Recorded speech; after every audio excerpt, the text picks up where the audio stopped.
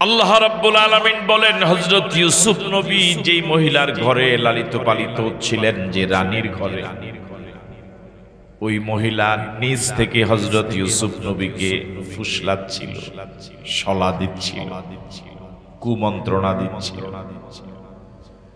দীর্ঘদিন শলা পরামর্শ দিয়ে যখন ব্যর্থ হচ্ছিল, অনেক দিন চলে গেল, মহিলা সফল হচ্ছিল না। যত কৌশল অবলম্বন করে সব কৌশলে চরমভাবে ব্যর্থ হয়। এবার বলুন তো, ব্যর্থ হওয়ার কারণে এই রানীর মেজাজ, রাগ কমবে না বাড়বে?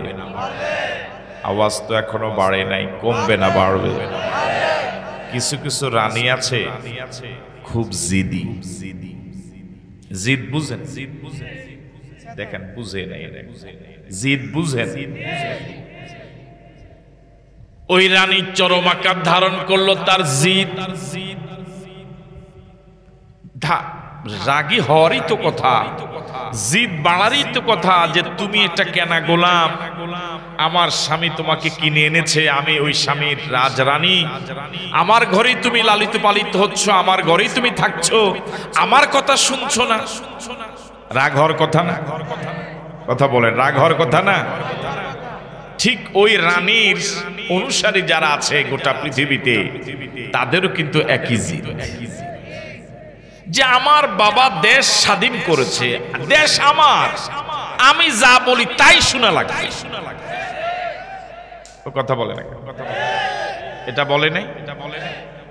তো ওই মিশরের ওই রানীর যে জিদ হযরত ইউসুফের প্রতি, এই হাজার হাজার বছর পরে এই আধুনিক ডিজিটাল যুগের রানীরও ঠিক একই জিদ দেশের জনগণের প্রতি, ওলামায়ে কেরামের প্রতি, হক্কানি পীর মাশায়েখের প্রতি, ইসলামী আন্দোলনের। দেশ স্বাধীন করেছে আমার বাবা, দেশ আমার, আমি যা বলি তাই শোনা লাগবে, যা করি তাই মেনে নেওয়া লাগবে। এই কথা যারা মানে নাই, তাদের উপরে জিদ যদ্দূর পারছে অদ্দূর মিটেছে। আছেন আপনারা? আছেন আপনারা? ওয়াগাল্লাকাতিল আবওয়াব, ওই মিশরের সে রানী হযরত ইউসুফ নবীকে বসে আনতে না পেরে দীর্ঘদিন সময় দেওয়ার পরেও যখন অনুসারী বানাতে পারল না, জিদ চরম আকার ধারণ করলো। শেষ পর্যন্ত ইউসুফ নবীকে আটকাবার জন্য শেষ যে কৌশলটা ছিল, শেষ যেই অবলম্বনটা ছিল, সেটাও ব্যবহার করলো। সেটা হলো রাজ দরবারের যতগুলো দরজা ছিল সব দরজা বন্ধ করে দিয়েছে। নাউজুবিল্লাহ বলুন। ওয়াগাল্লাকাতিল আবওয়াব, ওয়াগাল্লাকাতিল আবওয়াব, সব দরজাগুলো বন্ধ করে দিয়েছে। কাকে আটকাবার জন্য? এদেরকে কথা বলে কি কোনো মজা পাওয়া যাবে? জীবিত মানুষ কি বোঝা যায়? কয়বার আর বলবে? মনে সব হয় কবরস্থানের লাশ, অথবা একদম আল্লাহর ওলি।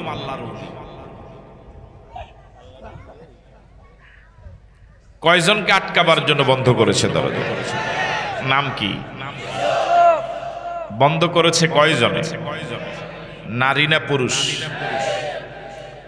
ওয়াগাল্লাকাতিল আবওয়াব, হযরত ইউসুফ নবীকে আটকাবার জন্য সব দরজাগুলো বন্ধ করে দিয়েছে ওই রানী। এবার আপনাদের কাছে প্রশ্ন, দরজা আটকাবার মতো কোন অপরাধ কি ইউসুফ নবী করেছেন? ঠিক ওই রানীর অনুসারী যারা, পৃথিবীতে স্মার্ট এবং আধুনিক যুগের ওই জালেমেরাও ওলামায়ে কেরাম, হক্কানি পীর মাশায়েখ কিয়ামতের দিনকে আটকাবার জন্য দেশের সব দরজাগুলো তাদের জন্য বন্ধ করে দিয়েছিল। বিগত 15-16 বছরে এদেশে ইসলামী আন্দোলনের লোকদের জন্য, কোরআনের কর্মীদের জন্য, সত্যিকারের দেশ প্রেমিকদের জন্য, অন্যায়ের প্রতিবাদকারীদের জন্য, আল্লাহ ছাড়া কারো কাছে যারা মাথা নত করে না, এমন মর্দে মুজাহিদদের জন্য এই রানী কোনো পথ খোলা রাখে নাই। কেন্দ্র থেকে শুরু করে রোড লেভেল পর্যন্ত সব অফিসগুলো বন্ধ করে দিয়েছিল, দেয়নি। রাস্তায় মিছিল করতে দেয়নি, কথা বলতে দেয়নি, ঠিক নয় কি? দু তিনজন মসজিদে বসে কোরআন মজিদ নিয়ে একটু আলোচনা করবে, সেখান থেকেও গোপন বৈঠকের অজুহাতে গ্রেফতার করা হয়েছে।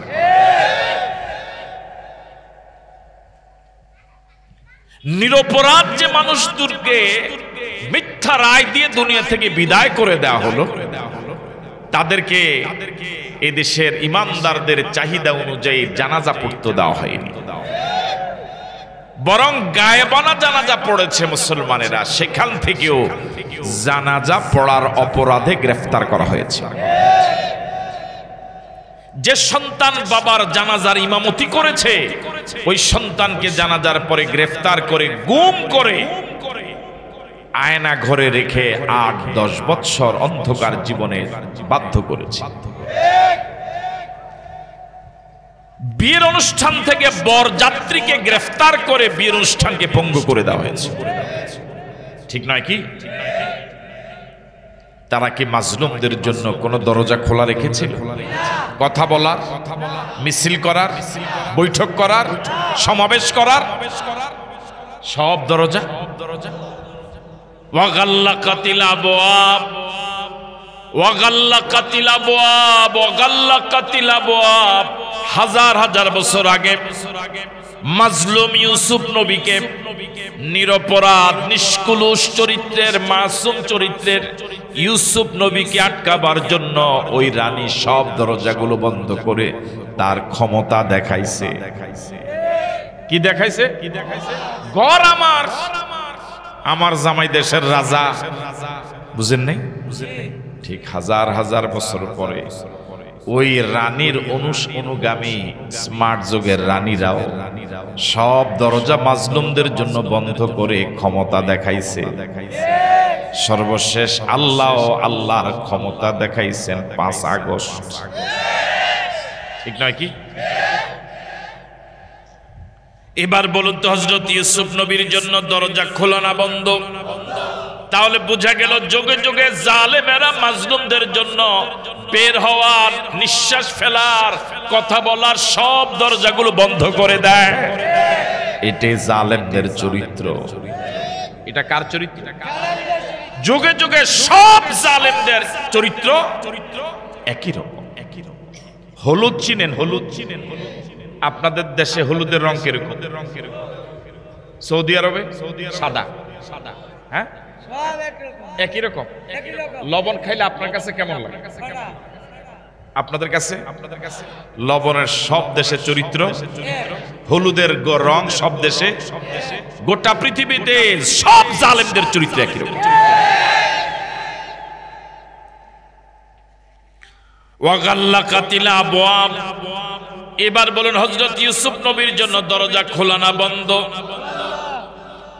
ওয়াকালাত হাইতালাক, সব দরজা বন্ধ করে ওই জালেম মহিলা, ওই জালেম রানী এবার হযরত ইউসুফকে ডাক দিল, কালাত হাইতালাক, কাম হিয়ার, এদিকে আসো।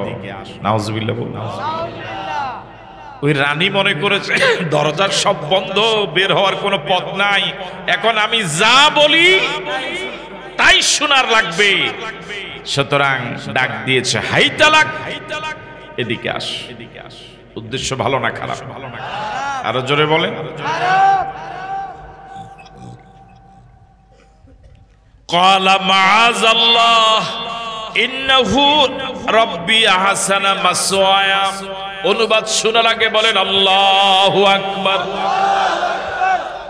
এই পৃথিবীর সব জালেমেরা মাজলুমদের জন্য তাদের ক্ষমতার দাপট দেখিয়ে সব দরজা বন্ধ করতে পারলেও, পৃথিবীর সব দরজা বন্ধ করার সুযোগ তারা পেলেও একটা দরজা তারা বন্ধ করতে পারে না। সেটা কার দরজা? গোটা পৃথিবীর জালেমেরা, স্বৈর শাসকেরা পৃথিবীর সব মানুষ মিলেও আল্লাহর রহমত পাওয়ার, রহমত আসার দরজা বন্ধ করতে মাজলুমরা আল্লাহর কাছে ফরিয়াদ জানাবার সেই দরজা বন্ধ করতে ক্বালা মাআযাল্লাহ। এই রানী, এই জালেম রানী যেই দরজাটা বন্ধ করতে পারে না ইউসুফ নবীর জন্য, হযরত ইউসুফ নবী এবার ওই দরজায় ধরনা দিলেন। সুবহানাল্লাহ। কার দরজায়? ক্বালা মাআযাল্লাহ, ক্বালা মাআযাল্লাহ। হযরত ইউসুফ নবী চরম অসহায়, চরম অসহায়। সব দরজাগুলো বন্ধ, বের হওয়ার কোনো জায়গা নাই। এই কঠিন বিপদের সময় পাশে দাঁড়াবার কোনো লোক নাই, কারো কাছে কথা বলে মনে সান্ত্বনা পাবেন এরকম কোনো মানুষও নাই। এই জন্য যার কেউ নাই তার কে আছে। হযরত ইউসুফ নবী আল্লাহর কাছে ফরিয়াদ করে বললেন, ক্বালা মাআযাল্লাহ, আমি আমার আল্লাহর কাছে এই বিপদ থেকে পানাহ চাই। আল্লাহু আকবার। বিপদ থেকে উদ্ধার করার মালিক কে? মাজার? হ্যাঁ, তাও জবাব দেন। আল্লাহ জবানগুলো দিছে কেন আপনাদেরকে আমি বুঝি না। মাজার, দরগা, দুর্গা, বিপদ থেকে উদ্ধার করার একমাত্র মালিক কে? আওয়াজ দিয়ে বলেন আল্লাহ। আরো জোরে বলুন আল্লাহ। আরেকবার বলুন আল্লাহ। দুর্ভাগ্যজনক হলেও সত্য, দেশের বহু মুসলমান নামধারী বিপদ থেকে বাঁচার জন্য মাজারে যায়। আপনাদের এলাকায় অবশ্যই ঝামেলা নাই? আছে?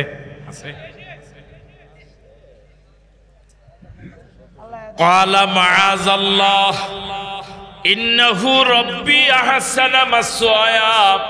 তিনি তো আমার এমন আল্লাহ যে আল্লাহ আমাকে সম্মানজনক বাসস্থানের ব্যবস্থা করেছেন। আল্লাহু আকবার। আমার ভাইয়েরা যখন আমাকে ভুলে গিয়েছিল তখনও যিনি আমাকে ভুলেন নাই তিনি আমার আল্লাহ। আমার ভাইয়েরা যখন আমাকে কুফে ফেলে দিয়েছিল সেখানে কুমিরে খাওয়ার সম্ভাবনা ছিল, মাছের পেটে যাওয়ার সম্ভাবনা ছিল, সাপে কাটার সম্ভাবনা ছিল। আমাকে সাপে কাটে নাই, মাছের খাদ্য হই নাই, কুমিরের পেটে যাই নাই। বরং তিনি আমার এমন আল্লাহ, বণিক দলের মাধ্যমে আমাকে মিশরের বাজারে উঠিয়ে সাধারণ কারো কাছে বিক্রি করেন নাই, বরং রাজপ্রাসাদের মেহমান বানালেন। আমার এমন আল্লাহ যিনি আমাকে এত কঠিন কঠিন বিপদ থেকে উদ্ধার করে রাজপ্রাসাদের মেহমান বানালেন, ওই আল্লাহ এই বিপদ থেকে আমাকে বাঁচাবে। ক্বালা মাআযাল্লাহ ইন্নাহু রাব্বি আহসানা মাসওয়ায়া। তিনি তো আমার এমন রব, তিনি তো আমার এমন আল্লাহ যিনি আমার জন্য সম্মানজনক বাসস্থানের ব্যবস্থা করেছেন। আল্লাহু আকবার।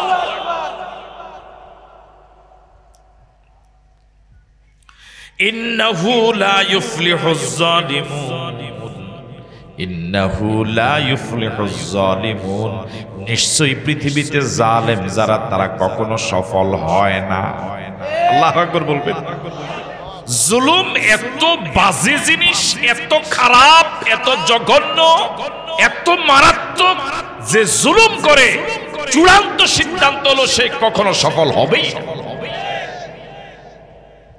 জালেমেরা এই দুনিয়ার জীবনে সাময়িক কয়েকদিনের জন্য চেয়ার পেলেও, সফল মনে হলেও চূড়ান্ত ভাবে সফলতা হলো মাজলুমদের। কার? গত 15-16 বৎসর যারা ক্ষমতায় ছিল জুলুম করে নাই?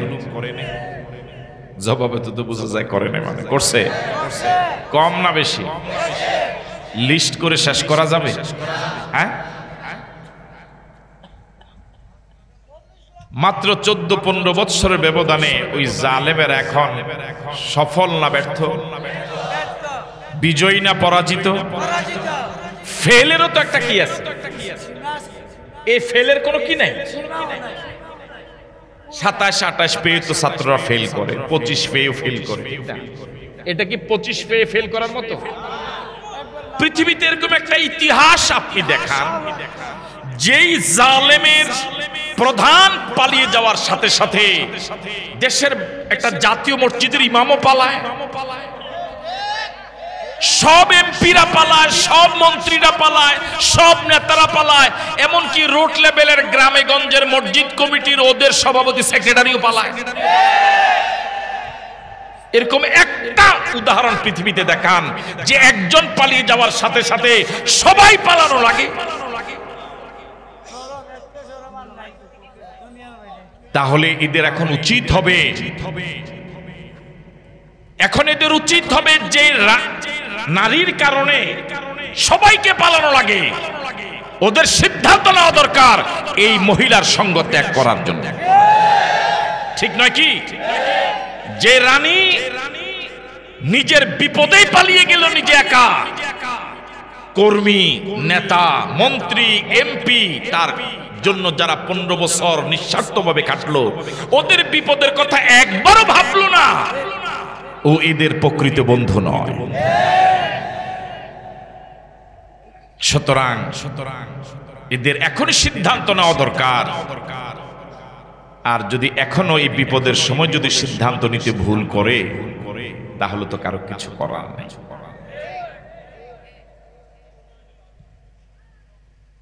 ইন্নাহু লা ইউফলিহুজ জালিমুন, ইন্নাহু লা ইউফলিহুজ জালিমুন, জালিমরা কখনো সফল হয় না।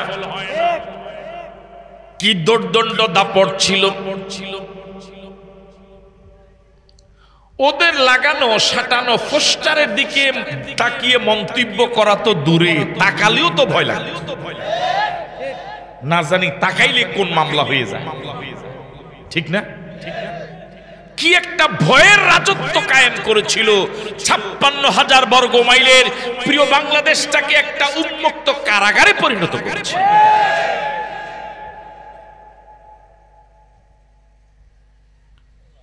কিভাবে শাসন করলেন নিজের বিবেকটাকে একটু প্রশ্ন করেন। ক্ষমতা ছেড়ে দেওয়ার পরে 10টা মিনিট থাকার সাহস পেলেন, অথচ যাদের উপরে 15-16 বছর চরম জুলুম করেছেন, এত জুলুম নির্যাতন করার পরও তারা একজনও পালিয়ে যায় নাই, অথচ তারা ক্ষমতায়ও ছিল না। আপনি ক্ষমতায় ছিলেন, এরপর পালালেন কেন? তাহলে বোঝা গেল জনগণের মন আপনি পান নাই। পাবেন কি করে?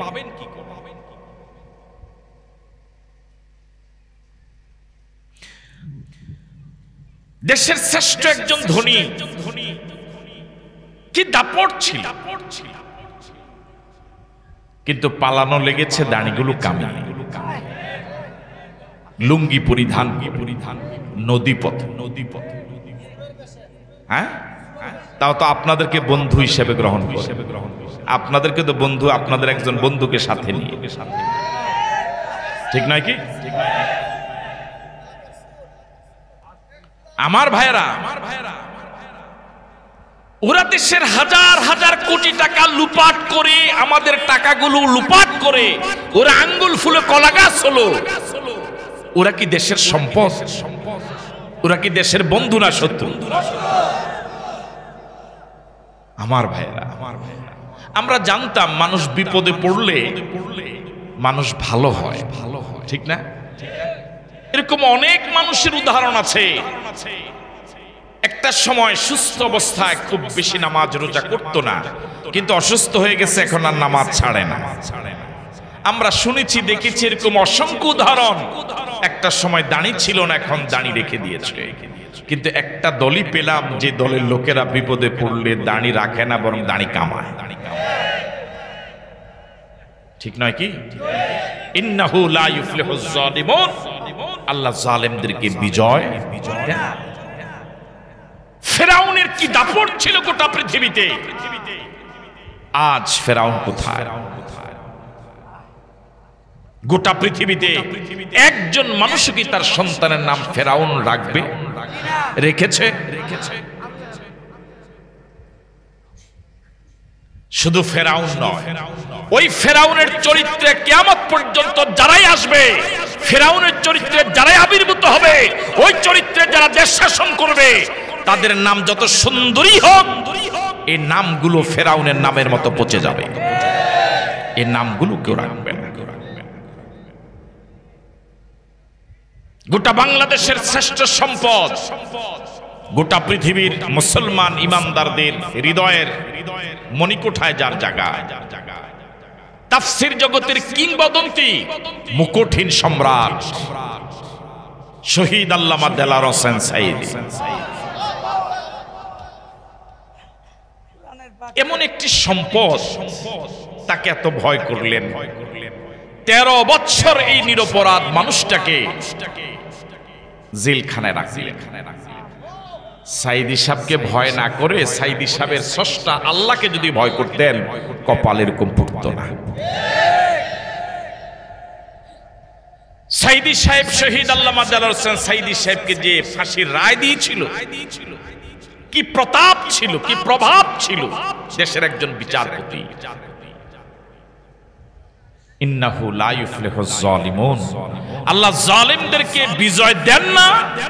এই পৃথিবীর কোটি কোটি মানুষ জ্বলন্ত সাক্ষী, পৃথিবীর কোটি কোটি মানুষ দেখেছে ওই প্রভাবশালী সেই জালেম যে রায় দিয়েছিল সাঈদী সাহেবের ফাঁসির, বিছানাও পায় নাই, শুইতে কলা পাতায় শোয়া লেগেছে।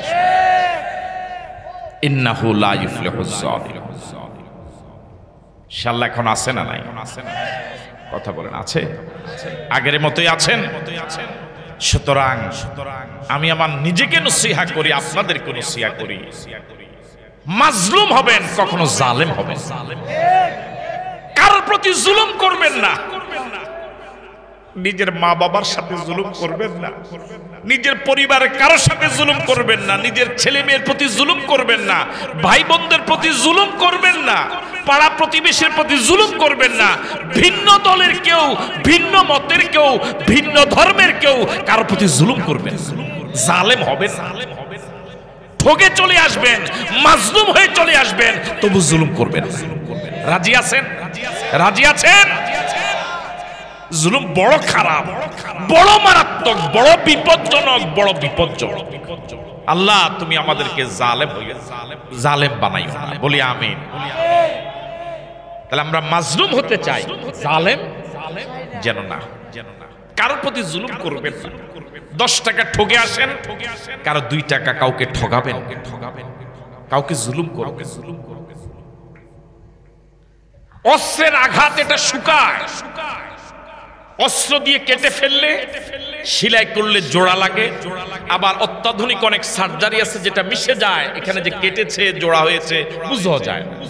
কিন্তু কাউকে যদি কথার আঘাত দেন, এখানে যদি আঘাত পায়, জুলুম হয়, এটা শুকায়, এটা শুকায়, এটা শুকায়।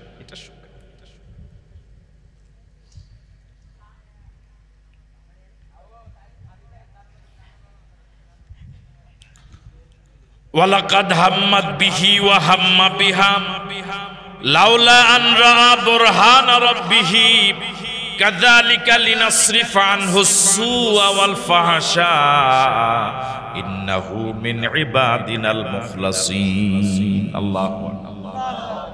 হযরত ইউসুফ নবী এখন ঘরে একা, মনে আছে আপনাদের? অসহায় না? হ্যাঁ, আল্লাহ রাব্বুল আলামিন বলেন ওয়ালাকাদ হাম্মাত বিহি ওয়া হাম্মা বিহা, ওই রানী ইউসুফের ব্যাপারে চিন্তা করেছিল, হযরত ইউসুফও চিন্তা করে ফেলতেন, লাউলা আন রাআ বুরহান রাব্বিহি, যদি তিনি তার রবের পক্ষ থেকে একটা জ্বলন্ত উদাহরণ না দেখতেন। আল্লাহু আকবার। এই বুরহানটা কি?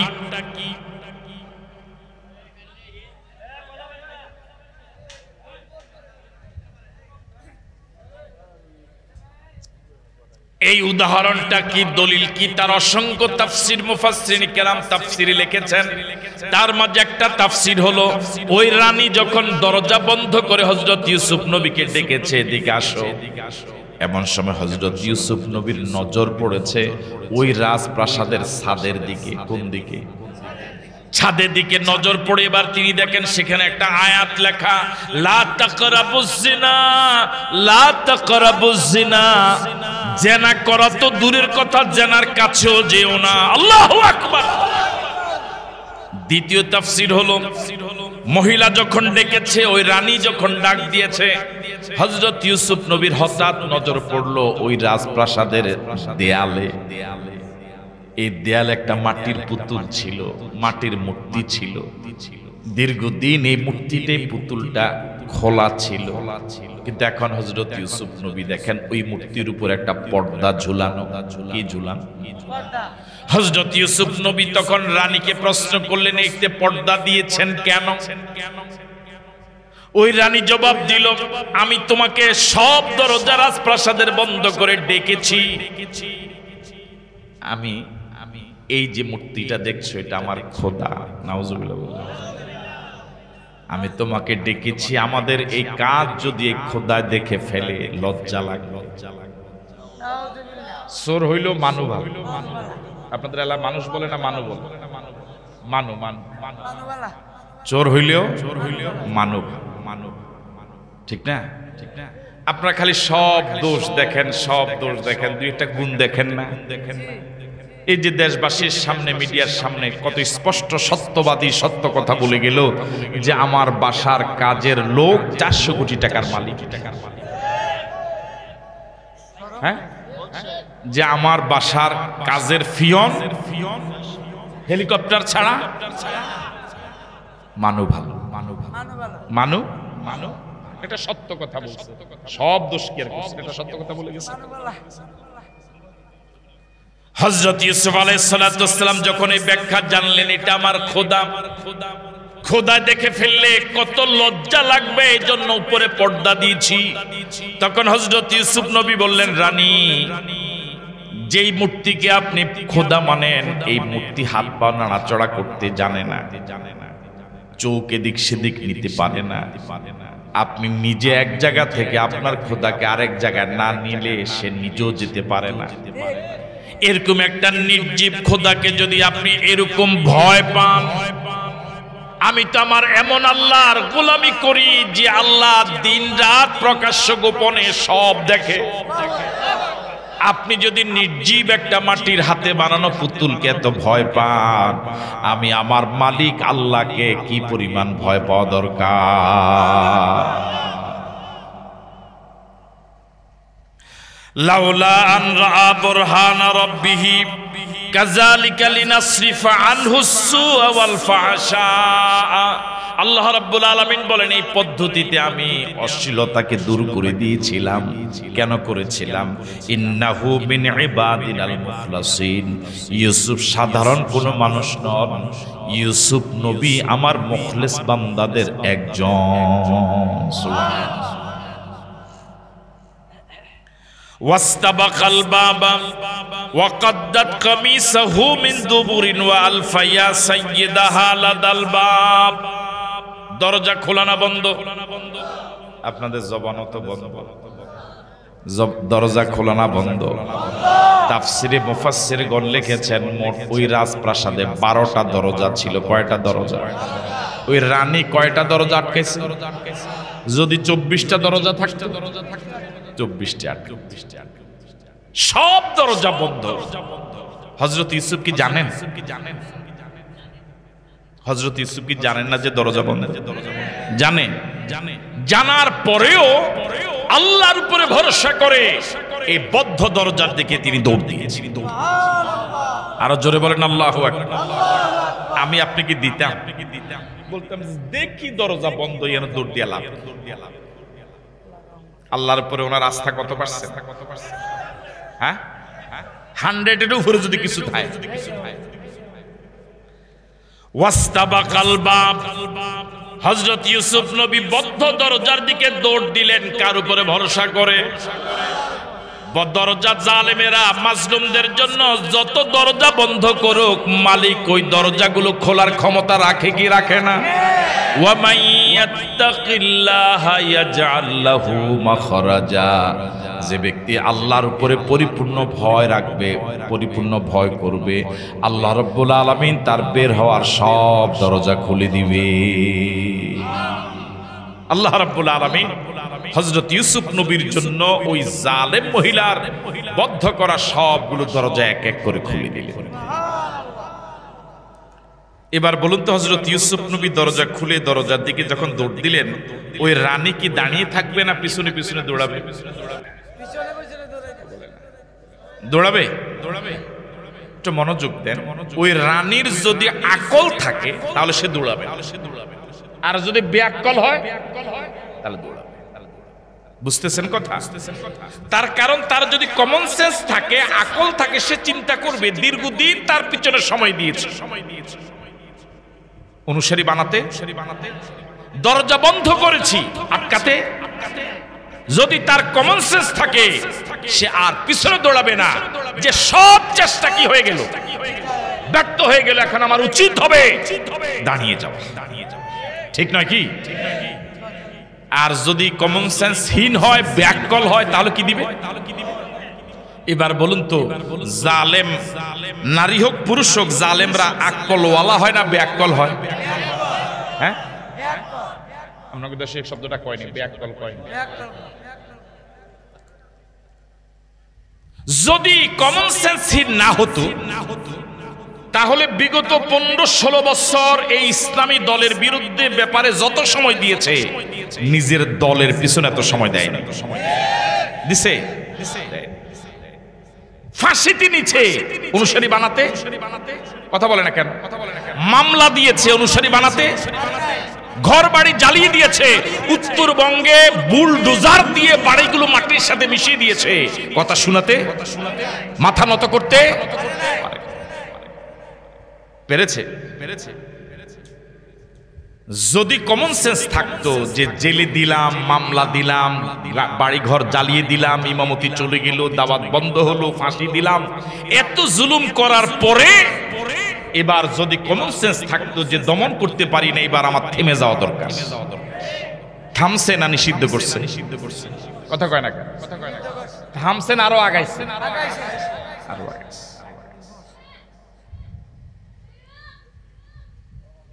ওয়াস্তাবাকাল বাব, হযরত ইউসুফ নবী যখন বদ্ধ দরজার দিকে দৌড় দিলেন, ওই রানী, ওই জালেম মহিলা পিছনে পিছনে দৌড় দিল। এবার দৌড় দেওয়া লোক কয়জন? কথা বলে না, কয়জন? দনজন পুরুষ, দনজন মহিলা, একজন। এবার বলুন তো, সামনে যিনি দৌড়াচ্ছেন তিনি কে? হ্যাঁ, আর পিছনে যে দৌড়াচ্ছে সে কে? এবার সামনে যিনি দৌড়াচ্ছেন তিনি জালেম না মাজলুম? পিছনে যে দৌড়াচ্ছে সে জালেম না মাজলুম? তাহলে বোঝা গেল গোটা পৃথিবীতে জালেমেরা সব সময় মাজলুমদের পিছনে পিছনে দৌড়ায়, মাজলুমদেরকে শান্তিতে থাকতে শুধু দৌড়ায়। এই আয়াত আমাকে আপনাকে আরো শেখায়, জালেমরা যত শক্তিশালী হোক, শারীরিক ভাবে নৈতিক ভাবে তারা অনেক দুর্বল, আর মাজলুমেরা শারীরিক ভাবে যদি দুর্বল হয়, নৈতিক ভাবে তারা অনেক শক্তিশালী। এই আয়াত আমাকে আপনাকে শেখায়, জালেমরা যত শক্তিশালী হোক, মাজলুমদের সাথে দৌড়াইয়া পারে না, মাজলুমদেরকে দৌড়ে ধরতে পারে না। ওয়াস্তাবাকাল বাব, দনজন এবার দৌড় দিল দরজার দিকে। ওয়াকাদ্দাত কামিসাহু মিন দুবুরিন, ওই রানী মাজলুম ইউসুফ নবীকে ধরতে না পেরে ওনার জামা ধরেছে। কি ধরেছে? সামনে না পিছনে? ওয়াকাদ্দাত কামিসাহু মিন দুবুরিন, ওই রানী হযরত ইউসুফ নবীর জামাটা পিছন দিক থেকে ছিঁড়ে ফেলেছে। কোন দিকে? কি করছে? এবার আপনাদের কাছে প্রশ্ন, জামাটা ছিঁড়লো কেন? হযরত ইউসুফ নবীকে ওই জালেম মহিলা রানী যখন ধরেছে, ধরে যদি হযরত ইউসুফ নবীর দৌড়ের গতিকে যদি স্তব্ধ করতে পারত, তাহলে জামাটা, উনি যে গতিতে দৌড় দিয়েছেন, ওই জালেম মহিলা যত শক্ত করেই ধরেছে, ওনার দৌড়ের গতিকে বন্ধ তো করতে পারেই নাই, স্থিমিত করতে পারে নাই, এই জন্য জামাটা ছিঁড়ে গেছে। ঠিক আছে কথা? এই আয়াত আমাকে আপনাকে শিখায়, পৃথিবীর জালেমেরা মাজলুমদেরকে ধরতে না পারলেও জামা হইল ধরে। হ্যাঁ, মাজলুমদেরকে ধরতে না পারলে ছায়ার মধ্যে ফাড়া। কথা কয় না কেন? বাপেরে ধরতে না পারলে ছেলেরে ধর, ছেলেরে ধরতে না পারলে নাতিরে ধর। এরকম হয়েছে কি হয় নাই? ছেলেকে ধরতে এসেছে পায় নাই, বৃদ্ধ মাকে গ্রেফতার করে জেলে নিয়েছে। হয়েছে? স্বামীকে ধরতে এসেছে পায় নাই, স্ত্রীকে ধরেছে। তাহলে গোটা পৃথিবীর জালেমদের চরিত্র এক। মাজলুমদেরকে ধরতে না পারলে এই মাজলুমে কোন বাড়িতে লজিং ছিল ওই বাড়ির লজিং মাস্টারে ধরে। এই আয়াত আমাকে আপনাকে শিখায় হযরত ইউসুফ নবীকে পিছন থেকে শক্ত করে ধরেও জালেম আটকাতে পারে নাই, দৌড়ের গতি স্তব্ধ করতে পারে নাই। এই কারণে জামাটা ছিঁড়ে গিয়েছে। ওই জালেম মহিলার অনুসারী গোটা পৃথিবীতে স্মার্ট রানী যারা আছে তারাও জালেম চরিত্রটা এমন ভাবে বিকশিত করেছে মাজলুমদেরকে বিগত 15-16 বছর দেড় যুগের মতো পিছনে সর্বাত্মক চেষ্টা করেছে দৌড়াইতে, মাজলুমদের দৌড়ের গতি বন্ধ করতে পারে। বন্ধ হয়েছে? বন্ধ হয়েছে। ওয়াকাদ্দাত কামিসাহু মিন দুবুরিন ওয়া আলফায়া সাইয়্যিদাহা লাদাল বাব ওয়া আলফায়া সাইয়্যিদাহা লাদাল বাব। এক এক করে সব দরজা খুলে দিলেন কে? আরো জোরে বলেন। এবার সর্বশেষ মূল দরজা গিয়ে যখন দরজা খোলা, দরজা গিয়ে দেখেন এই বাসার এই রাজপ্রাসাদের মালিক রাজা দাঁড়ানো। আল্লাহু আকবার বলবেন। ওয়া আলফায়া সাইয়্যিদাহা লাদাল বাব। দুজন সেখানে গিয়ে দেখে রাজা। তাহলে এখন মোট কয়জন হলো? দৌড়াইছিল কয়জন? এখন গিয়ে দেখে কয়জন? এর ভিতরে 2 জন পুরুষ, 1 জন মহিলা। ঠিক আছে কথা? এবার একটু খেয়াল করেন, এতক্ষণ পর্যন্ত যারা মনোযোগ দিয়ে শুনেছেন শুরু থেকে পর্যন্ত, বলুন তো হযরত ইউসুফ আলাইহিস সালাতু ওয়াস সালাম কত % নির্দোষ? কত আনা? 16 আনা। 16 আনা দোষীকে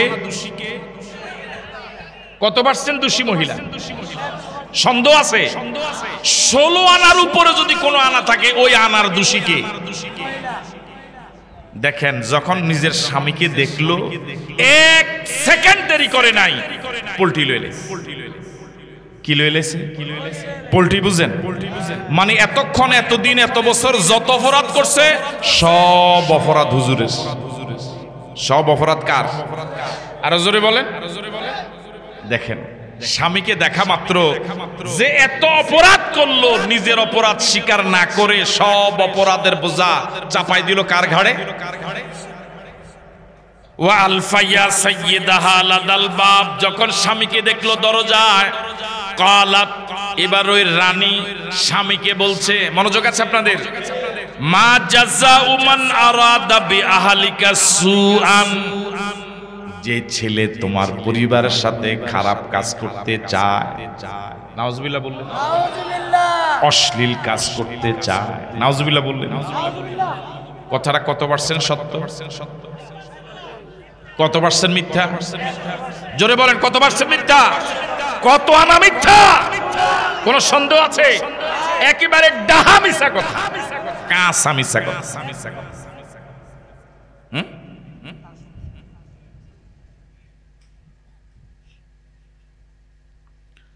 কালাত, এবার ওই রানী বলছে, মা জাযাউ মান আরাদা বিআহলিকা সুআন। যে তোমার পরিবারের সাথে অন্যায় কাজ করতে চায় তার ব্যাপারে রায় হলো ইল্লা আইয়ুসজানা আও আযাবুন আলীম, তাকে জেলে ঢুকানো হোক, নাউজুবিল্লাহ বললেন, আও আযাবুন আলীম, অথবা কঠিন কোন শাস্তি দেওয়া হোক। এবার আপনাদের এই অসংখ্য আল্লাহর বান্দার কাছে প্রশ্ন, হযরত ইউসুফ নবী জেলে যাওয়ার মতো কি কোন অপরাধ করছে? জেলে যাওয়ার মতো অপরাধ করছে কে? কে কে? যদি জেল দিতে হয় তাইরে দণ্ড, ঠিক কি না? যে জেলে যাওয়ার মতো অন্যায় অপরাধের কোনো অভাব নাই সে হয়ে গেল ধোঁয়ায় তুলসী পাতা। আর যার কোনো অপরাধ নাই হেরে রায় দিয়ে দিল জেল। তাহলে এরকম অন্যায় রায় পৃথিবীর জালেমেরা যোগে যোগে মাজলুমদের প্রতি করেছে। কথা বলেন, করেছে? অবশ্যই এখন আর এরকম অন্যায় রায় আমাদের দেশে হয় নাই। আমাদের দেশে কি এরকম অন্যায় রায় হয়েছে?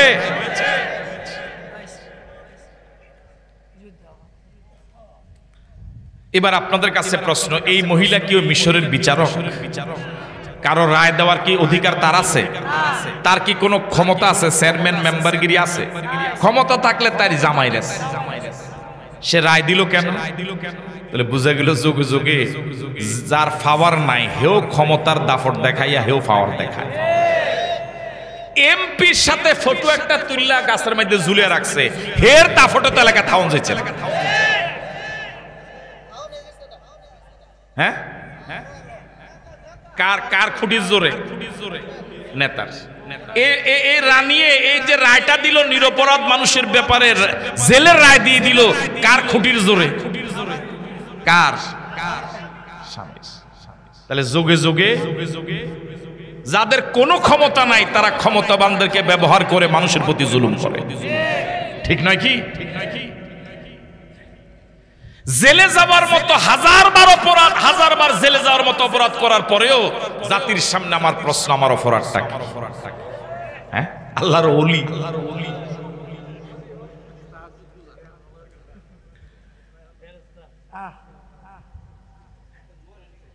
قالت ما جزاء من أراد بأهلك سوءا। ওই যে এই মুরব্বি বলেছিলেন মরে না কেন, না ইজা ফাতাকাল হায়া ফাফআল মা শিতা। মানুষের যখন লজ্জা চলে যায় তখন সে যা ইচ্ছা তাই বলে, যা ইচ্ছা তাই করে। কারণ লজ্জা যদি থাকতো এভাবে ডাহা মিথ্যা কথা জাতির সামনে বলতে পারছো না।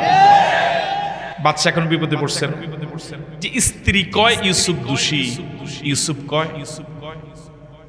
এখন বাদশা তো কিং কর্তব্য বিমূঢ়, হ্যাঁ, আদালত বিব্রত বোধ করতেছে। কি বোধ করছে? এখন এমন সময় এই যা ঘটনা ঘটছে এটাকে আল্লাহ সব জানেন, কথা বলেন জানেন। এখন কি আল্লাহ রাব্বুল আলামিনের কুদরত এখন কি প্রকাশ হবে না? যখন বান্দার চেষ্টা যে জায়গা শেষ, আল্লাহর রহমতের দরজা সেই জায়গায় খুলে যায়। ওয়া শাহিদা শাহিদুন মিন আহলিহা। ওই রাজপ্রাসাদে ছোট্ট একটা শিশু ছিল যার এখনো জবান খোলার বয়স হয় নাই, কথা বলার বয়স হয় নাই, শুধু হাত পা নাড়াচড়া করে। ওই ছোট্ট শিশুটা দোলনায় দুলতেছিল। ওই রানী বেআকল, কমন সেন্সহীন, মূর্তির উপরে পর্দা দিয়েছে যেটা হাত পা নাড়াচড়া করতে পারে না, কিন্তু এই ছোট্ট বাচ্চাটা জবান যদিও না খুলে কিন্তু হাত পা তো নাড়াচড়া করে, চোখ তো এদিক সেদিক তাকায়, এটার উপরে পর্দা দেয়। আল্লাহ রাব্বুল আলামিন এই ছোট্ট বাচ্চার জবান খুলে দিলেন। সুবহানাল্লাহ বলবেন, আরো জোরে বলেন আল্লাহু আকবার। ওয়া শাহিদা শাহিদুন মিন আহলিহা, ওয়া শাহিদা শাহিদুন মিন আহলিহা, ওয়া শাহিদা শাহিদুন মিন আহলিহা। ওই রাজপ্রাসাদের ছোট্ট একটা শিশু, ওর জবান আল্লাহ খুলে দিলেন, ও সাক্ষ্য হয়ে গেল। আল্লাহু আকবার। সব আল্লাহর গোয়েন্দা, ঠিক আছে কথা? আপনি যে জায়গায় বসে টেলিভিশন দেখেছেন, যে জায়গায় বসে অপরাধ করেছেন, যে জায়গায় বসে, যে দোকানের কোনায় বসে মামলার ষড়যন্ত্র করেছেন, ওই সচিত্র প্রতিবেদন সব পরকালের সামনে হাজির হয়ে যাবে। সব আল্লাহর গোয়েন্দা। কথা কি বুঝাইতে পারলাম? কিভাবে ওলামায়ে কেরামকে ধরেছেন, কাকে কিভাবে ফাঁসিতে ঝুলিয়েছেন, কিভাবে সাক্ষী রেডি করেছেন, সব সেদিন সামনে আয়নার মতো উপস্থিত হয়ে যায়। ইয়াউমাইযিন তুহাদ্দিসু আখবারাহা। ওই দিন তো মানুষের সব খবরগুলো সেদিন প্রকাশ হয়ে যাবে। আল্লাহু আকবার বলবেন না?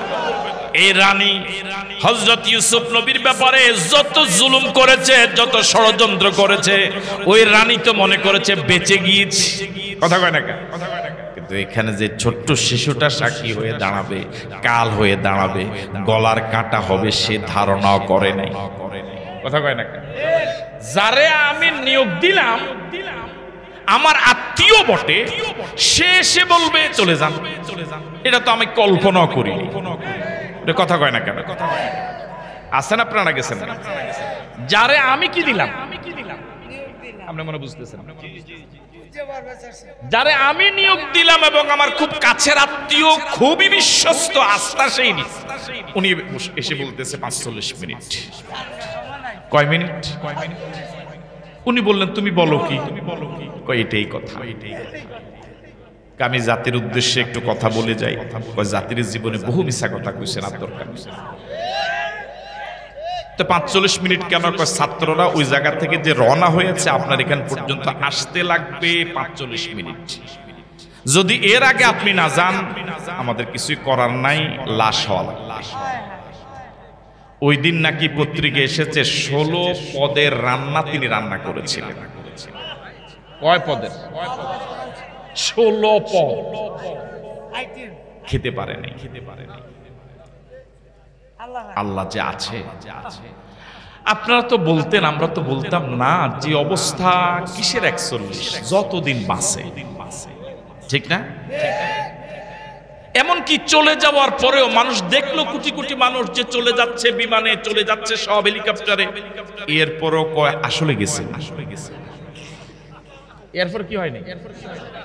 বিশ্বাস। আপনারাই বলতেন যে হুজুরদের দোয়া কাজে লাগে না, এত এত কান্নাকাটি করে হুজুররা, এত জেল হলো, জরিমানা হলো, কই না হুজুরদের দোয়া কাজে লাগে না। কাজে লাগছে। আল্লাহ রাব্বুল আলামিন মাজলুমদের প্রতি প্রতিটি জুলুম হিসাব করে করে রেখেছেন, মাজলুমদের চোখের পানিকে হিসাব করে করে জমা করেছেন, এবং প্রত্যেকটি মাজলুমদের কান্না আর্তনাদকে হিসাব করে জমা করে, প্রত্যেকটি মাজলুমের দোয়াকে জমা করে আল্লাহ রাব্বুল আলামিন জুলাই আগস্টের বিপ্লবে 5ই আগস্ট বিস্ফোরণ ঘটিয়ে দিয়েছেন। সব ক্ষমতার মালিককে। ওয়া শাহিদা শাহিদুন মিন আহলিহা। আহা, পত্রিকা দেখলাম দুইজন যখন নদীপথে ধরা পড়েছে, কোস্ট গার্ডের লোকেরা কিন্তু একজনের চিনছে, আরেকজনের চিনে নাই। তো যারে চিনছে তারে ধরছে, ধরার পরে তারে ধরেন জাতি ভাই, মায়া যে আমি যাবো, হে হে যাবেন, এটা হয় না। তার প্রতি মায়া। হ্যাঁ হ্যাঁ লইয়া তো ধরছে ওনারে। উনি কয় হারে তেতো বাচ্চা যাইতে আছে, কয় উনি দরবেশ, দোয়া করেন। আল্লাহ, দুনিয়াতে বিপদে পড়লে তখন বন্ধু চিনা যায়, বন্ধু চিনা যায়। আপনারা ওলামায়ে কেরাম ইসলামী আন্দোলন লোকদেরকে শত্রু মনে করেন। আজ থেকে প্রায় 1.5 যুগ আগে শহীদ আল্লামা দেলোয়ার হোসেন সাঈদী বলেছিলেন, আমরা আপনাদের শত্রু না, আপনাদের শত্রু আপনাদের কাছে। সেদিন আপনারা সে কথাগুলোকে মূল্যায়ন করেন। আজও আমরা বলি আমরা আপনাদের শত্রু না, আমরা গোটা বাংলাদেশ না, গোটা পৃথিবীর মানবতার পক্ষের লোক। আমরা আপনাদের হিতাকাঙ্ক্ষী মানুষ। এখন তো আর রাজনীতি নাই। অনুরোধ করব, ওই নেতা নেত্রীদের সঙ্গ ত্যাগ করে কোরআনকে বন্ধু বানান। ওই স্বার্থপর নেতা নেত্রীদের সঙ্গ ত্যাগ করে রাসূলের হাদিসকে জীবনীকে সঙ্গী বানান। রাসূলের হাদিসগুলো পড়ুন, আল্লাহর কালাম পড়ুন। হতে পারে ওমর ফারুক রাদিয়াল্লাহু তাআলা আনহুর মতো কপাল খুলে যাবে।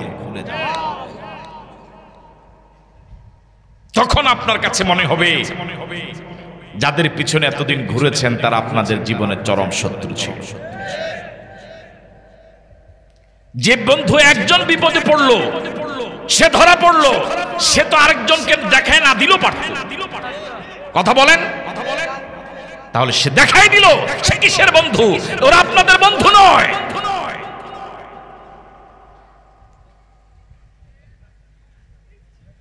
ওয়া শাহিদা শাহিদুন মিন আহলিহা, ওয়া শাহিদা শাহিদুন মিন আহলিহা قال মিন আহলিহা ইন কানা কমিসুহু কুদ্দা মিন কবুলিন। এবার ওই ছোট্ট শিশুটা বাচ্চাকে বলছে, জাহাপনা, এতদিন তো হুজুরদের জামাকে খুব ব্যঙ্গ করতেন, এবার যে গেরা কলে আপনি আটকাইছেন, আপনার স্ত্রী কয় ইউসুফ দোষী, ইউসুফ কয় স্ত্রী দোষী, গেরা কলে আটকাইছেন। কথা কয় না কেন? আপনি রাষ্ট্র চালান কিন্তু নিজের ঘর চালাইতে পারেন না। আপনি রাষ্ট্র কন্ট্রোল করেন, নিজের ঘর আপনি কি করতে পারেন না, কন্ট্রোল করতে পারেন। এবার হযরত ইউসুফ নবীর পাঞ্জাবিটা জামাটাকে একটু উলটপালট করে একটু দেখেন, সুবহানাল্লাহ বললেন। এবার ছোট্ট শিশু বাদশাকে রাজারে কানে ধইরা ঘুরা, কিসে ধইরা ঘুরা, মানে যেমনে কয়। এখনো তো বাংলাদেশে ছাত্ররা যা কয় নিষিদ্ধ করে আপনি খাড়ান, কি এক অবস্থা। ইন কানা কামিসুহু কুদ্দা মিন কুবুলিন, যদি হযরত ইউসুফ নবীর জামাটা উলটপালট করে দেখার পর যদি আপনি দেখেন যে ইউসুফ নবীর জামাটা সামনে ছেঁড়া, ফাসাদাকাত, তাহলে আপনার স্ত্রী ভালো মানুষ। কি মানুষ? সত্যবাদী, একেবারে খাঁটি লোক। ওয়া হুয়া মিনাল কাযিবিন, হযরত ইউসুফ মিথ্যাবাদী।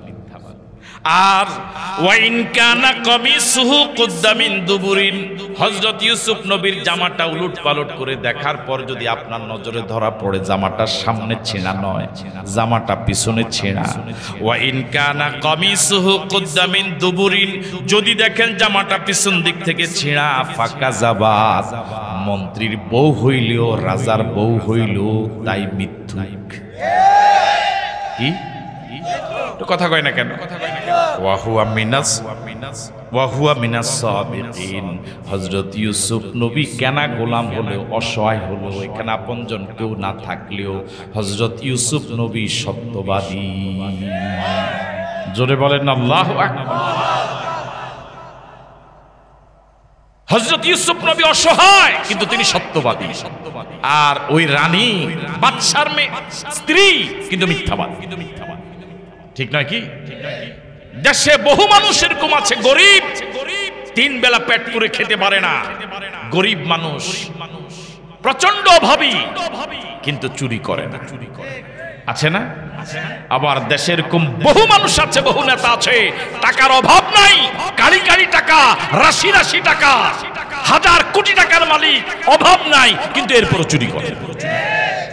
অভাবে না স্বভাবে? যারা এরকম স্বভাবে চুরি করে দেশটাকে লুপাট করেছে তাদের হাতে আর রাষ্ট্র কোনোদিন নিরাপদ নয়।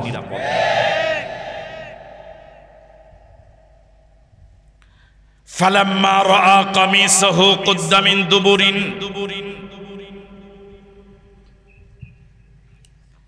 ওনাকে নিয়ে আসেন। ফালাম্মা রাআ কামিসাহু কুদ্দা মিন দুবুরিন, আছেন আপনারা? এতে চলে গেছে মানে আছেন? বাদশা কি হযরত ইউসুফ নবীর জামাই ছোট্ট বাচ্চার কথা অনুযায়ী দেখবে? হ্যাঁ দেখবে। এখন বাচ্চা যা কয় তাই। ফালাম্মা রাআ কামিসাহু কুদ্দা মিন দুবুরিন, এবার বাদশা যখন দেখলো ইউসুফ নবীর জামাটা সামনে ছিঁড়া না পিছনে ছিঁড়া, কথা বলে না কেন? কুদ্দা মিন দুবুরিন, যখন দেখলো জামাটা পিছন দিক থেকে ছিঁড়া, ক্বালা ইন্নাহু মিন কাইদিকুন্না, বাদশা এক সেকেন্ড দেরি করে নাই, সঠিক রায় দিয়ে দিয়েছে, বলেছে ইন্নাহু মিন কাইদিকুন্না, এটা তোমাদেরই ষড়যন্ত্র। জোরে বলেন আল্লাহু আকবার। ইন্নাহু মিন কাইদিকুন্না, ইন্নাহু মিন কাইদিকুন্না, এটা তোমাদের ষড়যন্ত্র, তোমার ষড়যন্ত্র না তোমাদের। কথা বলে না কেন? বাদশার স্ত্রী কয়জন? তাহলে এটা এখানে তো বলেন নাই যে তোমার ষড়যন্ত্র, বরং বলেছেন তোমাদের ষড়যন্ত্র। বউ কয়জন? কথা কয় না কেন? তাহলে তোমাদের বললো কেন? তার মানে মাজলুমদের বিরুদ্ধে ষড়যন্ত্রকারিণী মহিলা শুধু পৃথিবীতে তুমি একাই না, তোমার পরে তোমার মুরিদ আরো আইবে। কথা কয় না কেন? এতক্ষণ তো আপনারা বলতেন যে হুজুরে কোরআন শরীফে তাফসির করে, এখানে আমগো বাংলাদেশের রানীকে আইলো থেকে এই কুন্নার ভিতরে ঢুকছে। কথা বুঝেন নাই? ইন্নাহু মিন কাইদিকুন্না, এটা তোমাদের ষড়যন্ত্র। তার মানে জালেম পৃথিবীতে তুমি একাই না, মাজলুম শুধু পৃথিবীতে ইউসুফ একাই না, পৃথিবীতে মাজলুমদের বিরুদ্ধে যত ষড়যন্ত্র করেছে তোমার এরকম অনুসারী জালেম পৃথিবীতে আরো আসবে। এই কন্যার ভিতরে আমাদের ইজ্ঞ আছে, আরো আছে। ঠিক আছে কথা? ইন্নাহু মিন কাইদি কুন্না, এটা তোমাদের ষড়যন্ত্র। আমি কি কথা বুঝতে পারলাম? ইন্না কাইদা কুন্না আযীম, ইন্না কাইদা কুন্না আযীম, ইন্না কাইদা কুন্না আযীম। তোমাদের ষড়যন্ত্র বড়ই মারাত্মক। পুরুষের ষড়যন্ত্র তাও ষড়যন্ত্র, কিন্তু মহিলাদের রানীদের ষড়যন্ত্র পুরুষ থেকে বেশি খারাপ। দুই ভাই যদি ঝগড়া লাগে, এই দুই ভাইয়ের ঝগড়া বিবাদ মিট করতে দরবারীদের এত কষ্ট হয় না। অল্প সময় দুই ভাইয়ের মিল হয়ে, কিন্তু ওই দুই ভাইয়ের স্ত্রী যদি ঝগড়া লাগে, ওদেরকে মিল করা এত সহজ। ঠিক ঠিক কথা। আমরা কাছে বইও তোর আওয়াজ না দিলে কেমন? কথা কি সত্য? ইন্না কাইদা কুন্না আযীম, তোমাদের ষড়যন্ত্র বড়ই মারাত্মক। বাংলাদেশ যদি রানীদের কবলে না পড়ে, যদি পুরুষদের কবলে পড়তো, এত দুর্গতি হতো না, এত দুর্গতি। জিদ তো এত মারাত্মক। আমি দেশ শাসন করতে তো আসি নাই, আমি এসেছি আমার বাবার হত্যার বিচার করতে, প্রতিশোধ নিতে। ওই জিদে দেশটাকে লুটে পুটে খেয়ে সবাইকে সুযোগ দিয়ে যে যেমনে পারো।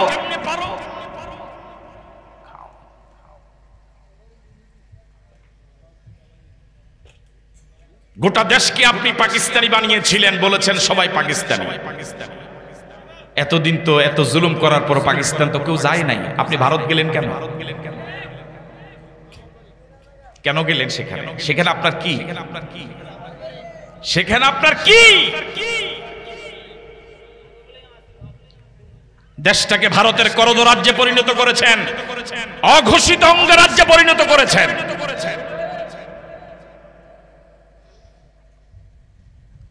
বাংলাদেশ আমাদের প্রিয় জন্মভূমি, এদেশকে আমরা মহাব্বত করি, ভালোবাসি জীবন দিয়ে। এদেশে আমরা জন্মগ্রহণ করেছি, এদেশে মৃত্যুবরণ করবো, ঈমান নিয়ে ইনশাআল্লাহ।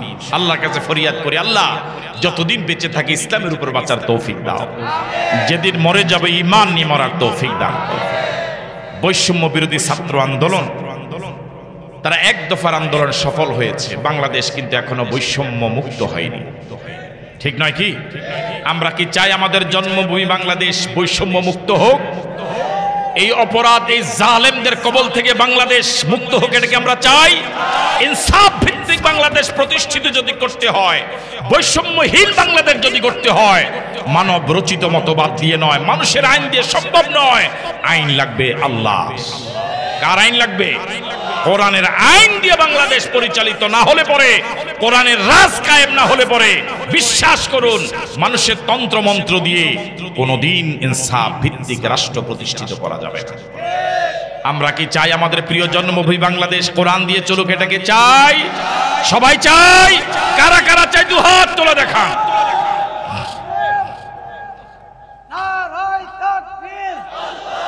সম্মানিত দিনী ভাইয়েরা, আমার আলোচনা আমি এখানে শেষ করছি। সবাই পড়ুন। আউযু বিল্লাহি মিনাশ শাইতানির রাজীম। বিসমিল্লাহির রহমানির রহিম।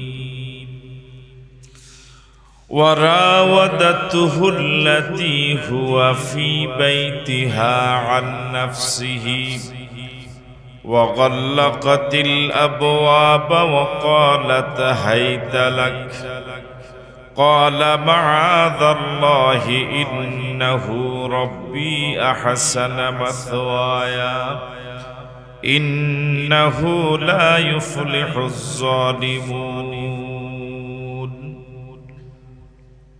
وقال تعالى في شان حبيبه آمرا ومخبرا إن الله وملائكته يصلون على النبي يا أيها الذين آمنوا صلوا عليه وسلموا تسليما محبتের সাথে দরুদ ইব্রাহিমী পড়ো اللهم صل على محمد كما صليت على إبراهيم وعلى آل إبراهيم إنك حميد مجيد اللهم بارك على محمد كما باركت على إبراهيم وعلى آل إبراهيم إنك حميد مجيد মিরতলা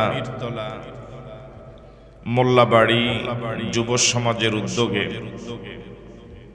মিরতলা কেন্দ্রীয় জামে মসজিদ প্রাঙ্গণে আয়োজিত পঞ্চম বার্ষিক তাফসীরুল কোরআন মাহফিল। এই মাহফিলের মহতারাম সভাপতি বিশিষ্ট ইসলামী চিন্তাবিদ হযরত মাওলানা পীরজাদা গোলাম খাবির সাইদি পীর সাহেব আড়াইবাড়ি দরবার শরীফ। আজকের এই মাহফিলের প্রধান আলোচক প্রধান বক্তা রূপায়ণ টাউন কেন্দ্রীয় জামে মসজিদের সম্মানিত খতিব বিশিষ্ট ইসলামী চিন্তাবিদ মুফাসসির কোরআন হযরত মাওলানা শাইখ মোহাম্মদ জামাল উদ্দিন। প্রধান আকর্ষণ বড় মগবাজার লালজান শাহী জামে মসজিদ ঢাকার সুযোগ্য খতিব, আপনাদের এলাকার কৃতি সন্তান বিশিষ্ট আলেমে দ্বীন হযরত মাওলানা কারি আব্দুল কাইয়ুম মিয়াজি সাহেব,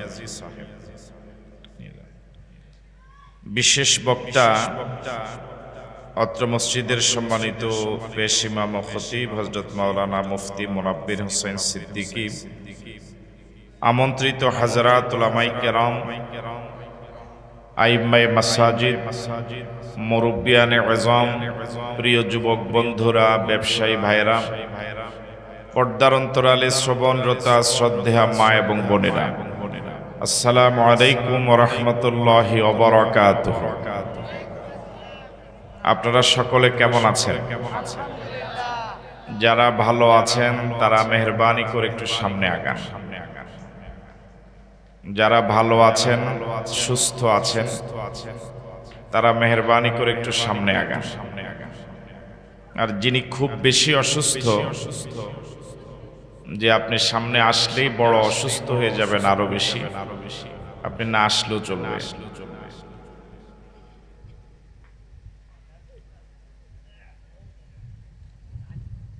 আমরা আল্লাহ সুবহানাহু ওয়া তাআলার দরবারে শুকরগুজার হচ্ছি যে মহান মুনিব অত্যন্ত দয়া করে মেহেরবানি করে দীর্ঘ প্রায় ১.৫ যুগ সময় পর একটি উন্মুক্ত পরিবেশে নির্বিঘ্নে কোরআন মসজিদের আলোচনার পরিবেশ তৈরি করে দিলেন। এটা মালিকের বড় দয়া। যে মালিক আমাদের প্রতি বিরাট দয়া করলেন, সে মনিবের দরবারে সকলে মিলে সমস্বরে পড়ছি আলহামদুলিল্লাহ, রব্বানা লাকাল হামদ হামদান কাসীরান তাইয়্যিবান মুবারাকান ফীহি ইয়া রাব্বি লাকাল হামদু কামা ইয়ানবাগি লিজালালি ওয়াজহিকা ওয়া আযীমি সুলতানিকা। আমরা সকলে মিলে আমাদের মুনিব যিনি, তার শুকরিয়া আদায় করে নিলাম আলহামদুলিল্লাহ। আপনাদের এই মাহফিলের নাম তাফসীরুল কোরআন মাহফিল। তার মানে কোরআন মজিদ থেকে কোন একটি অংশ তেলাওয়াত করে তা বুঝিয়ে দেওয়া। কিন্তু দুর্ভাগ্যজনক হলেও সত্য, তাফসীরুল কোরআন মাহফিলের শ্রোতাদের সিংহভাগ কোরআন মজিদের তাফসির বোঝা তো অনেক পরে, কোরআন মজিদের সহি তেলাওয়াতটাও আমরা জানি না। এই কথাটাকে সঠিক বললাম? আজকের এই আপনাদের শ্রোতাদের মাঝে এরকম সিংহভাগ শ্রোতাই আছেন যিনি এখনো মুখ খোলেনি। রাসূল করিম সাল্লাল্লাহু আলাইহি ওয়াসাল্লামের প্রতি দরুদ পড়তে বলা হলো। দুর্ভাগ্যজনক হলেও সত্য, সিংহভাগ শ্রোতাই চুপ ছিলেন, পড়েনি। তো যে উম্মত রাসূলের প্রতি দরুদই পড়ে না, ওই উম্মতের জন্য রাসূল সুপারিশ করবেন কোন কারণে? যিনি রাসূলের প্রতি দরুদ পড়ার মতো এতটুকু সময় দিতে পারেন না, এতটুকু আবেগ তার ভিতরে জাগে না, তিনি তাফসীর শুনে কি উপকার হবে?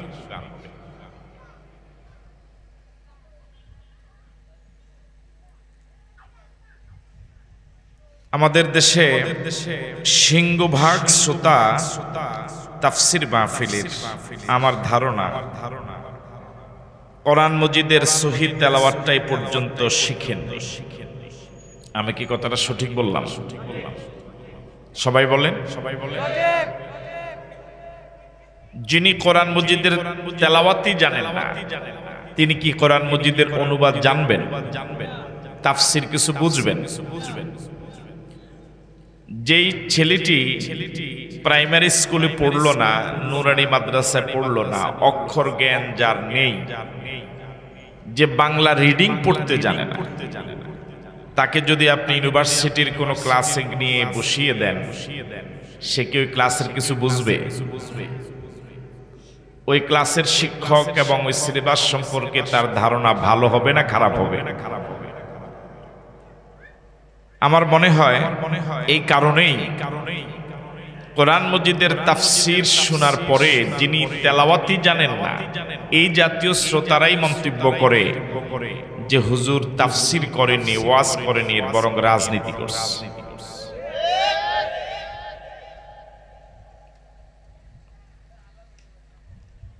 আল্লাহ রাব্বুল আলামিনের কাছে ফরিয়াদ করি, মালিক তুমি আমাদেরকে কোরআন থেকে জ্ঞান অর্জনের তৌফিক দান করো বলে আমিন। কোরআন মজিদের একটি পরিচিত সূরার কিছু অংশ আমি তেলাওয়াত করেছি। আল্লাহর কাছে তৌফিক কামনা করি, আল্লাহ রাব্বুল আলামিন যেন তেলাওয়াতকৃত আয়াতগুলো থেকে কিছু বলতে, শুনতে, বুঝতে আমাদেরকে তৌফিক দান করে।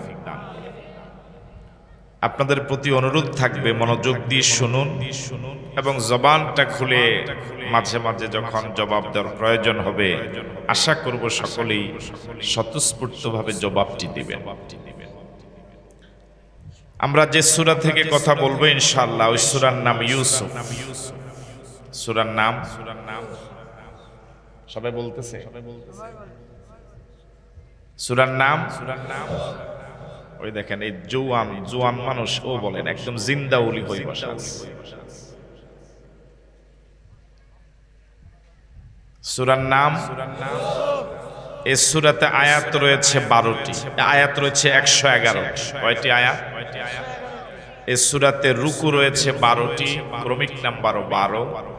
রাসূল করিম সাল্লাল্লাহু আলাইহি ওয়াসাল্লামের হিজরতের আগে নাজিল হয়েছিল, এই জন্য সূরাটিকে বলা হয় মাক্কিয়া।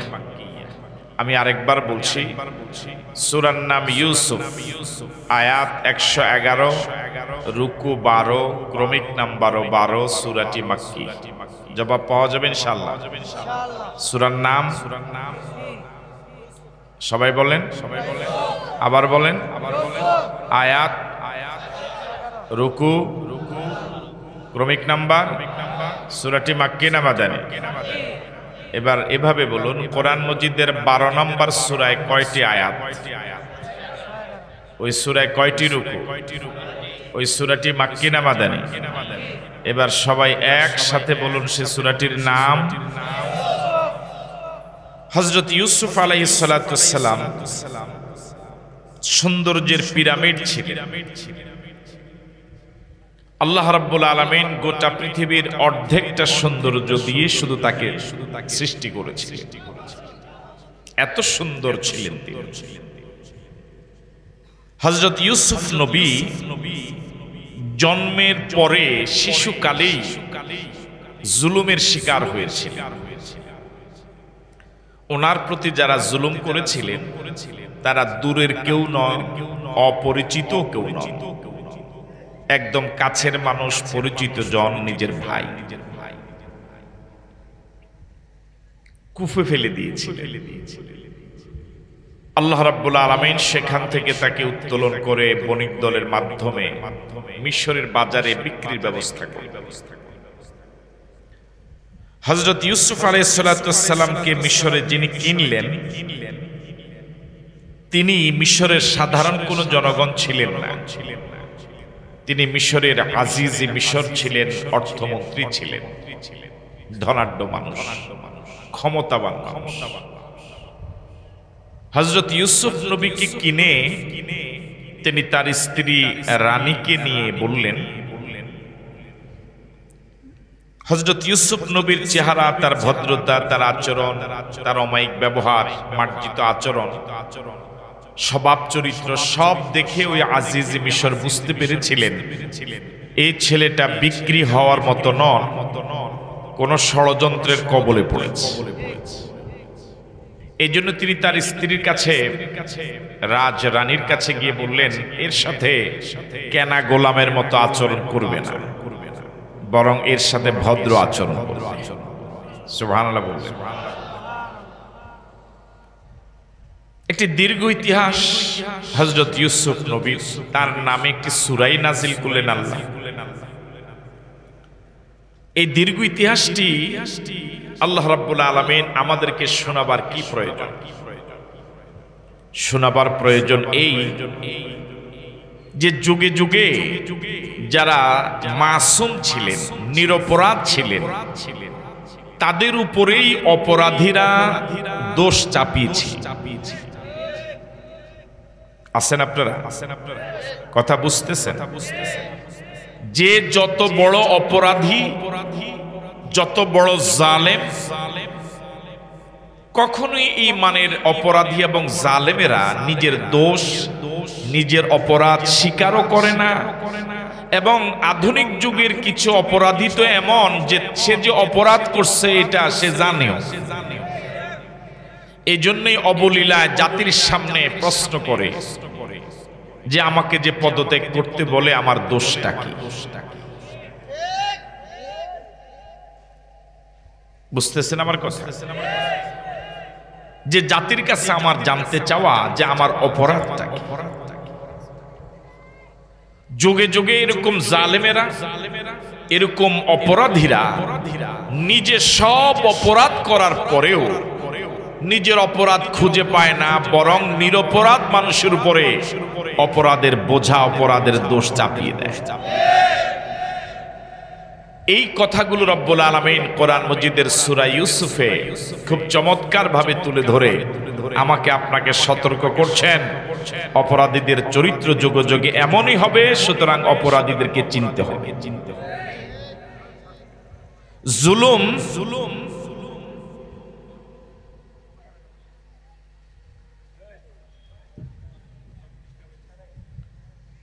জুলুম এমন একটি অপরাধ, যে অপরাধ যদি পশু পাখিও করে সেটাকে আল্লাহ ছাড় দেন। পশু পাখির কোন আমলের হিসাব পরকালে হবে না। হবে ওদের জন্য জান্নাতও নাই, জাহান্নামও নাই। কিন্তু পশু পাখিরা যদি কোনো জুলুম করে, একটা পশু আর একটা পশুর প্রতি জুলুম করেছে, আল্লাহ রাব্বুল আলামিন এই জালেমের বিচার করবেন। এই জুলুমের বিচার হওয়ার পরে তাদেরকে বলবেন কুনু তুরাবা, তোমরা সব মাটি হয়ে যাও। কিন্তু জুলুমের বিচার হওয়ার আগে মাটি হওয়ার ঘোষণা আসবে না, বরং জুলুমের বিচার হওয়ার পরে। আপনারা সচেতন শ্রোতা যারা আছেন, একটু কথাটা ভালো করে হৃদয়ঙ্গম করুন যে পশু পাখির জন্য জান্নাত নাই জাহান্নাম নাই, যাদের দুকাঁধে ফেরেশতা নাই, যাদের আমলনামা লেখার কোনো ব্যবস্থা নাই, ওই পশু পাখিরও যদি জুলুমের বিচার হয়, ওই পশু জগতের যদি জালেমের বিচার হয়, তাহলে সৃষ্টির সেরা জীব মানুষ যাদের দুকাঁধে দুজন ফেরেশতা রয়েছে, তন্ন তন্ন করে সব হিসাব যাদের হবে, সব রেকর্ড যাদের হচ্ছে, যাদের জন্য জান্নাত জাহান্নাম রয়েছে, ওরা যদি কারোর প্রতি জুলুম করে, এটার কি বিচার হবে না? সবাই বলুন, এটার কি বিচার হবে না?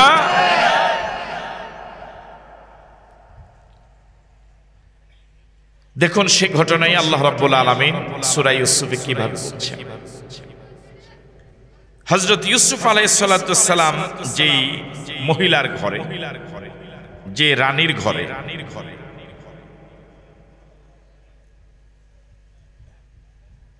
তিনি ওই ঘরেই লালিত পালিত হচ্ছেন ধীরে ধীরে, যেহেতু তিনি তার এই বাড়ির মালিকের কেনা গোলাম, মালিকের কথা শুনতে তিনি বাধ্য, বাহিরে যাওয়ার কোনো সুযোগ।